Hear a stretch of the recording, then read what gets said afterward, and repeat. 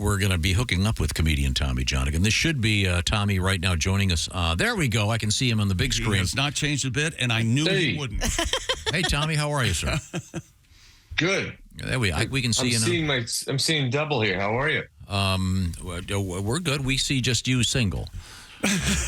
Great. Okay. Well, that's me. Okay. I know. What's the latest in your life? Is it on? Yeah. Is it on? It is on. You got a full beard now? Well, that was from this morning, probably. That's how he grows beards. Yeah. Boom. That's me and Chick, just beards overnight. That's right. Now, well, tell us what's going on in your life. We haven't talked to you in ages. I know. I mean, it feels like it's been so long. We've been through a pandemic. Yeah. I almost lost my wife to COVID. I don't want to bring it down, but she didn't get it. She just realized she hated me after we were locked in together. Yeah. I see that happen. Yeah. A lot of that going around during COVID. Yeah. Married life okay then now? Everything's good? You ever been married, Tom? Sorry I asked. Well, wait a minute. That was a big sticking point when you first got together with her, wasn't it? You didn't want to get married right away, right? You just didn't want to, Yeah, we had our first daughter, and then I decided to propose, but I didn't know if I didn't think I wanted to get married at the time, and then forgot the end of that bit right there. Okay. No, you told me that you didn't want to marry a girl with kids, is what you said. Yeah. That's very good, Chair. I knew exactly where we were headed. I know. I could feel it, too. How many kids do you have now, Tommy? God. How many kids? We have 2 kids. Man, how old are they? 2. I got 8 and 11 now, and it's great. That's the fun part about being married. My wife's about to turn 50 now, and you get to a milestone out there. Everybody's asking me like, is she having the blues, or is she upset about turning 50? I feel like I'm the one married to a 50-year-old now, so I feel like it's a bigger adjustment. Listen to the table.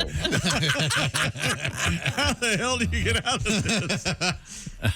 Man, we got into a huge fight the other day, and it's the kids stuff, it's the work, it's this, it's that, and I tried to get out of the fight by saying, "Listen, honey, I have to deal with everything you have to deal with, but also you."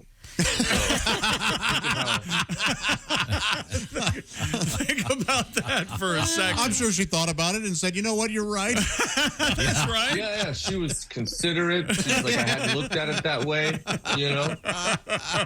Now, Tommy Johnagin is our guest, distinguished stand-up comedian. Tommy, primarily now a writer, making TV shows. Yeah. What's your latest project out there? I did a show for Roku called The Holiday Shift. It's a Christmas romantic comedy, and it's free. So, I mean, price is right. It's on Roku right now. It's 5 episodes. I just wanted to make something that, it sounds ridiculous, but it was just something that's purely just for some silly laughs and to make people happy and have like kind of a nice, easy rom-com story, easy, digestible show.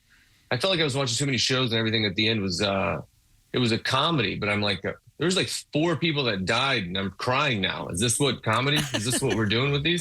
And it was just like a bunch of nods to old Christmas shows, and just out on Roku now.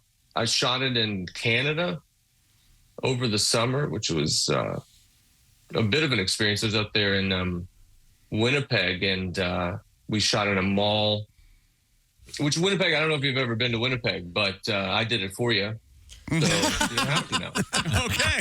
Did you have to have the fake snow and stuff sprayed around? We shot the whole thing inside of a mall. So it's set in a mall. It's about a group of like 20-somethings that work in the dying kind of mall. And we did use like the fake snow, but it's meant to be fake because it's inside. Oh, okay. Oh, okay. All Okay.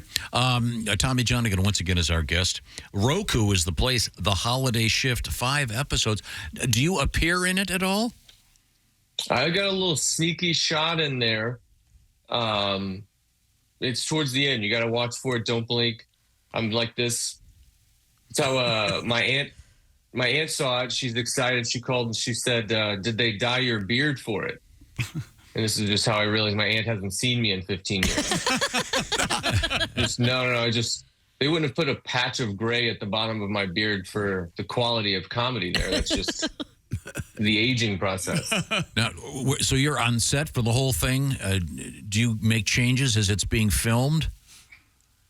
Well, it was a wild one where we did it during the writer's strike. So I had to completely finish the script before we shot it. And wasn't able to change any of the words over there, which is a bit of a bummer. But overall, the rest of it was a good experience. It's a great cast, and comedian John Doerr's in it. Do you guys have John Doerr on? Sure. He's hilarious. Yeah, he has one of my favorite pieces of all time I saw him do. Great guy. That's tremendous. What does he play? Does he play one of the mall workers?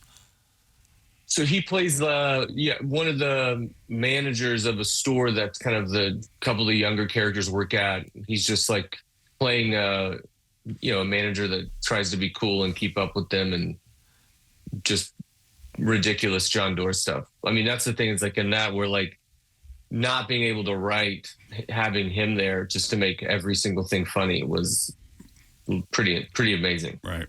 Once again, our guest is Tommy Johnagin. Are you doing any stand-up at all these days? I haven't done it in long. I mean, I keep wanting to get back into it. I don't know if I'm going to tour again, but I've done it in town a couple times. And right now I'm writing on that 90s show for Netflix and just not getting out of the writer's room in time to go up. Oh, okay. And when you're in the writer's room, how many hours does that entail in a week? Are you locked in there 8 hours a day for 5 days? Yeah. Yeah, we were there till midnight last night. So, I got in at 9 or 10, and then it's show dependent. Some shows, I have a friend that works on Abbott Elementary. He said they leave at 3, and I told him I didn't want to talk to him for a long time. But, yeah, some shows it's just different. Yeah. Some can get out early, and then some just. How many people write on the show at the same time? We're at 10 people as writing staff on this. That's got to be hell. Well, that's got to be a lot of. I've known you for a long time, Tommy, but arguably I haven't talked to you in a while. You're probably causing a lot of fights in the writers' room, aren't you? You're pretty unreasonable. There's some ruckus. I was telling the story the other day when I was just kind of.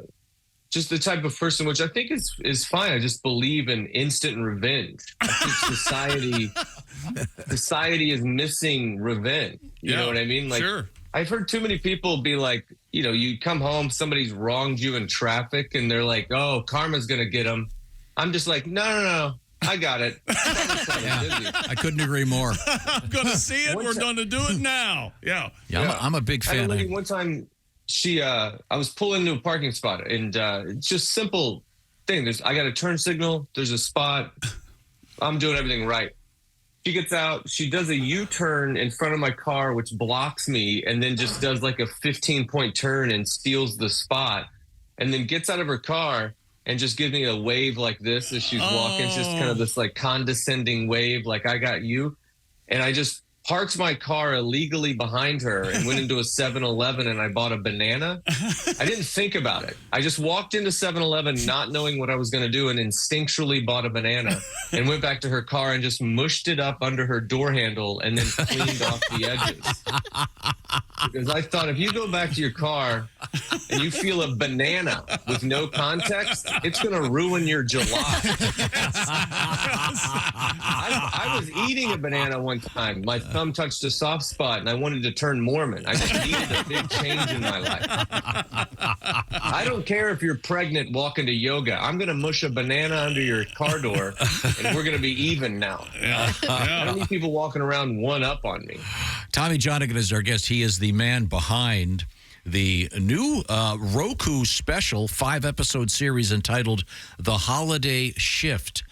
Tommy, you have kind of a legendary piece of comedy on this show. It's the story of you and your dad going on a cross-country trip It's just a terrific piece. We play that. We get requests for that all the time. I don't even know if you remember it. It involves those big, those big fans that are generating electricity. I live out here now. It's just when I was a kid, my dad was a truck driver over the road, and he was a full-time truck driver, and then he was able to keep two full careers up, because he was a full-time truck driver and a full-time liar. So just was able to manage both of those at the same time. And I was in the truck with my cousin. It doesn't. I was about to say his name, but it doesn't matter. But my dad was a huge fan of doing a bit and then not telling you he was doing a bit, and the whole bit for him was you looking like an idiot in front of a lot of people. So we were out in California, and we drive by the wind farms, which are just acres and acres of windmills. And my cousin, he was kind of dumb, and I'm kind of young. He's excited, like, "What are those, Jack?" My dad's like, "Well, we're not even supposed to be back here. Those are, I can't even tell you. Those are, if I can't, it's a classified area. I can't tell you what's going on, but if I do, you can't tell anyone." And we're like leaning in. And he goes, "Well, you know how there's a rumor that California had an earthquake and it broke away from the rest of the country? Well, that happened, and those are fans blowing it back up against the mainland." And we just kept driving. And I remember I went home. I lived with my mom. I go home, and then like months later, I see him, and he just immediately starts with like, Can you believe he I was saying his name. Can you believe he remembers can you believe he believed me about those windmills?" And I was like, "I believed you. I told my teacher." I remember distinctly arguing with the teacher. I was like, yeah, we broke away from the mainland. And she's like, "Well, that's not true." And I was like, "I've seen it." It was a classified area. Yes. Well, Tommy, congratulations on all your success out there in Hollywood. We remain big fans. And again, I got to start watching your show. Once again, The Holiday Shift. Roku is the place, 5 episodes. And as far as I can tell from your description, nobody dies a tragic death in this. Is that correct for the most part? Nobody dies a tragic death. Everybody's, it's just kind of, there's a lot of holiday nods to movies, Christmas movies out there, and just happy, easy watch. Okay. Good for the whole family, too. All right. It's not dirty. Now, do you have 2 daughters? I got 2 daughters. Are you doing the elves? The who? The elves on the shelves. Elves on the shelves? No? No, we never did that. We did. We've never done it. It's just, it felt like extra ways to get caught. Yeah. Why don't you give that assignment to your wife? We got the whole the whole big thing going on, and then you feel like adding that. Do you have a real Christmas tree? Oh yeah. Not yet, but we're going Saturday. Okay, good. It sounds like fun. Well, Tommy, what a great pleasure speaking to you again. Thanks so much. I can't wait to see the show. I'm looking forward to it. I missed you guys. Yeah, come on out. I want to do this again just for fun. Yeah. Can we do this again for fun sometime? Heck yeah, just check in. Absolutely. I'll do it. I'll look over my actual set list before. I actually did have bits, and then we did Dean fine. jumped on so quick. I forgot that you guys were super punctual. Oh, it's that radio thing, you know. Yeah, we got miles to go before we sleep. All right, Tommy, thank you. We'll see you soon. See you guys. Thanks, Tommy. Bye, Tommy. See you, buddy. Okay. God, he's funny. Jeez, I love that story so much. Good man.